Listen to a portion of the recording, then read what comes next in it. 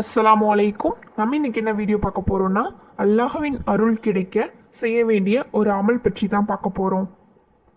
அந்த அமல் என்னவென்றால், ஒரு வார்த்தையை நாம் கூறினால் அல்லாஹ் நமக்கு 10 முறை அருள் புரிகிறான் என்று நபி ஸல்லல்லாஹு அலைஹி வஸல்லம் அவர்கள் கூறினார்கள். நூல் முஸ்லிமில் 408வது ஹதீஸாக இடம்பெற்றுள்ளது.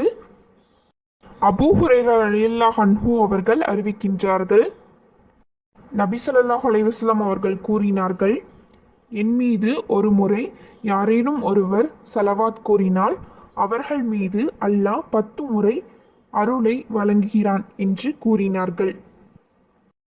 இந்த ஹதீஸில் வருவது போல், நாம் ஏதேனும் ஒரு ஸலவாத்தை ஒரு முறை கூறுவதால் நமக்கு 10 முறை அல்லாஹ் நமக்கு அருள் புரிகிறான். நாம் ஜும்மா நாளிலும் மற்ற நாட்களிலும்